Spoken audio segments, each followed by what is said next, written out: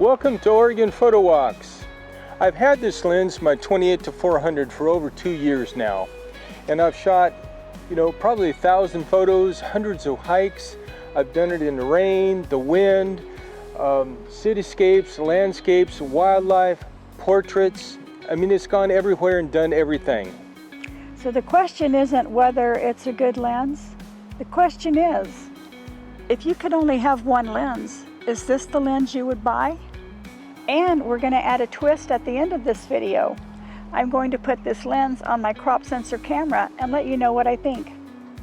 All this coming up after the intro.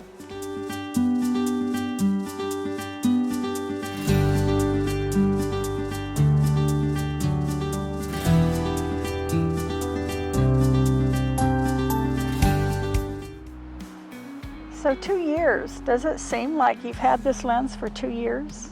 No, it doesn't. I mean, it's been a fantastic lens. It goes everywhere with me. I can't believe it's just 2 years. You've shot a lot with it. I have. It lives on my camera and I use it daily. So you've taken it on trips. Tell us about your trip to New York just real quick. Oh yeah. Went to New York and Washington, D.C. Did a lot of shooting there. What's really nice is I only had my camera and one lens, and you got to limit your carry-on, and so I was able to do that. And I tell you, I was absolutely amazed at the photographs that I got made in New York and in Washington, D.C. It was a trip of a lifetime for me. It was a bucket list, and I got to see things like the Statue of Liberty and the Oculus, and the war memorials in Washington, D.C. It was amazing, and I was so glad I had this lens, because then I could shoot everything from 28 to 400, and I have those memories, and I'll have those memories forever. Did you feel limited at all with this lens? Maybe only just a couple of times. I wish I'd had a super wide. I have now the 14 to 24, and that's a special lens. But I didn't really miss it. 28's a pretty wide open lens, and I used that, and it worked. Okay, so it goes from 28 to 400. Which focal length do you feel like you use the most? I imagine if you're going to buy this lens, you're going to buy it for that extra reach for the 400. But what do you find yourself? Which focal length do you find yourself using the most? Well, I'd have to go back and look at my photos and see the XF data, but I'm probably mid-range the most. Maybe at I'm going to guess maybe at the 120 to 200 range. But what's beautiful about this is that when I need to reach out there, I'm shooting wildlife, or I want to shoot somebody that's in a distance, or some detail that's in a distance, I can do that at 400, just like that, and it's fantastic that way. So this lens has quite a range, 28 to 400. Do you feel like it's replaced a few of the lenses that you used to use? Oh, it has. How many would you say? Probably three. Three lenses? Least, yeah, 3 lenses. I could see that. At least. I mean, I've got a Pelican cases full of glass that, I pull out with my DSLR, pull out if I want something special, nostalgic, something like that.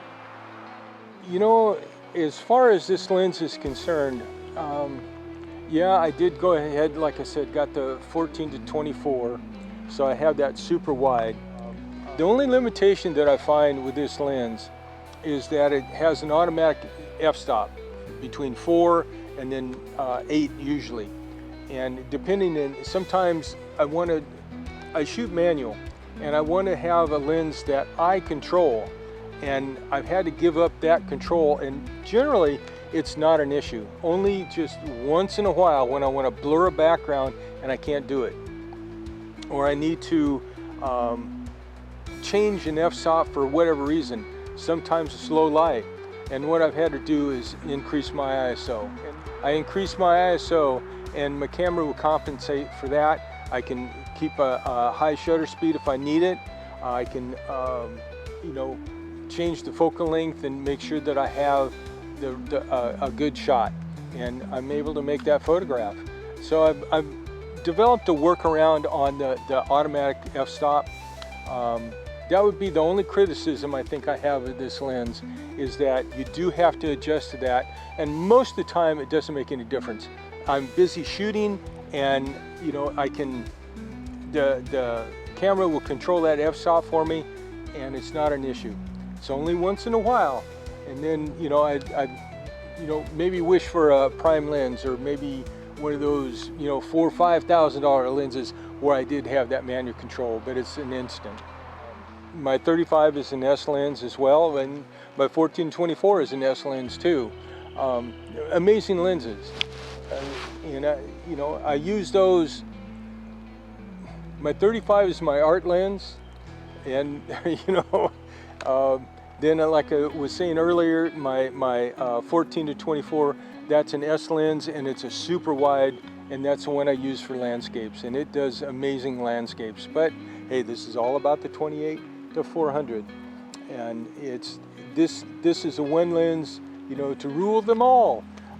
You can really limit, if you only had one lens that you could get, one lens that you could take, this would be the one. And for me, it's proven itself over and over. I can't wait to get it on my crop sensor camera. Whoa! We're going to create a scorecard of scenarios and challenges of the ways I've used this lens. It's going to be 1 through 5. 1 is the lowest, 5 is the highest.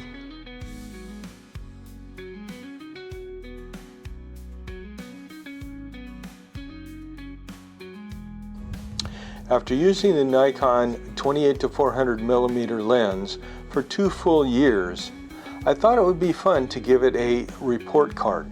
Remember, these are my scores based on how I actually use the lens here on the Oregon coast. Convenience, 5 out of 5. This one was easy. For convenience, it's a perfect 5 out of 5. I can head out with one camera and one lens, and I'm ready for just about anything. No stopping to change lenses, no worrying about dust on the sensor, and no carrying a heavy camera bag. That means I spend more time making pictures and less time messing with equipment. Wildlife. For wildlife, I'm giving it a 3.5 out of 5. The reach is excellent for larger wildlife and birds that aren't too far away, but at 400 millimeter with a maximum aperture of f8, it isn't the ideal wildlife lens, especially early in the morning, late in the evening, or when your subject is a long way off. I can definitely get good wildlife photos, but there are better tools if wildlife is your main passion. Landscape. For landscapes, it earns 4.5 out of 5. 28 millimeters is wide enough for most of the landscapes I photograph, and having the ability to zoom in lets me isolate interesting details without ever changing lenses. The only reason it doesn't get a perfect score is because I occasionally wish I had something wider. Travel. 5 out of 5. For travel, it is another 5 out of 5. If I could only take one lens on vacation, this would be it. Whether I'm photographing a lighthouse, wildlife, flowers, or details in a small coastal town, this one lens covers almost everything I want to shoot. Portraits. 4.5 out of 5. For portraits, I gave it a 4.5 out of 5. The longer focal lengths produce beautiful background compression, and portraits look very natural. The only thing keeping it from a perfect score is that it doesn't blur the background as much as a fast prime lens. Low light. 2 out of 5. This is where the lens struggles, so I'm giving it a 2 out of 5. At the long end, the maximum aperture is only f8, not so much light reaches the sensor. That means a higher ISO, slower shutter speeds, or both. Modern Nikon cameras do a great job with image stabilization and noise reduction, but physics is physics. If you shoot a lot indoors, at dusk, or before sunrise, this probably isn't the lens you'll want. Final score. When I average all 6 categories together, the Nikon 28-400mm lens earns an overall score of 4.1 out of 5.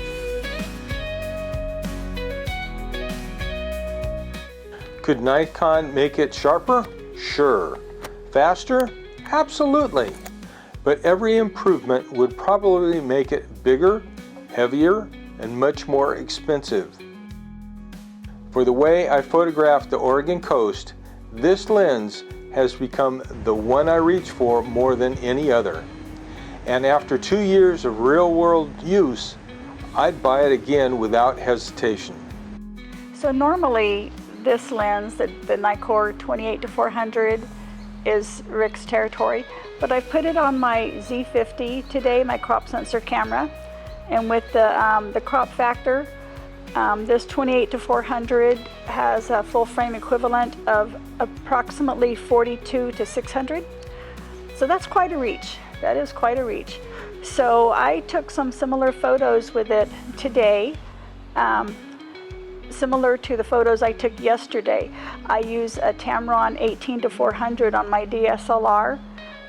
Occasionally I put it on my mirrorless with the adapter, but I used it yesterday with the DSLR, and I was photographing this stump where someone keeps leaving birdseed, and there are chipmunks and jays and crows and sparrows and all kinds of things, and I was just fascinated. So I took a lot of shots yesterday using the Tamron, and I took those same kind of shots today using this 28-400, and I'm going to put a couple of those up on the screen. And here's the thing, I don't care about charts and lab tests or pixel peeping or any of that. I just want to know one thing: can I bring home photos that I'm proud of? That's all. That's it. And so with the shots I got today compared with yesterday, we're going to find out.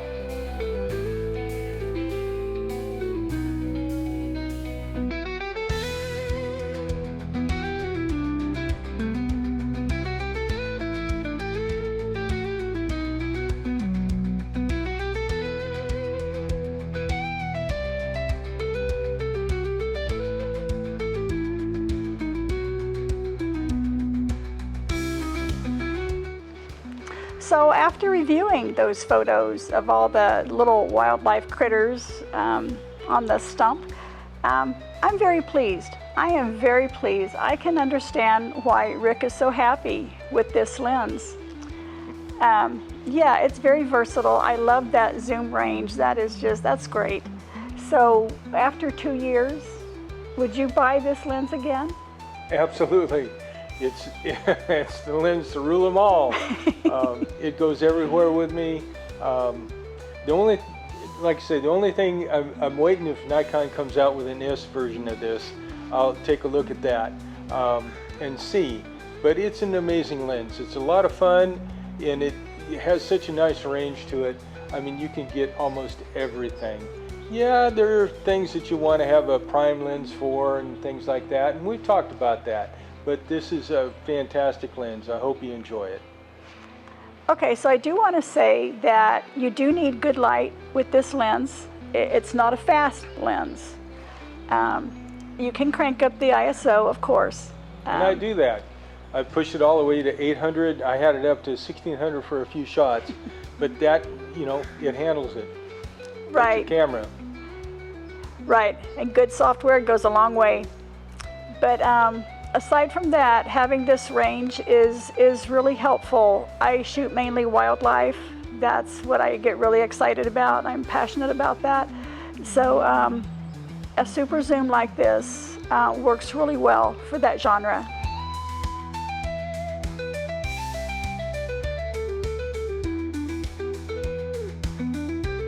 See you on the next photo walk.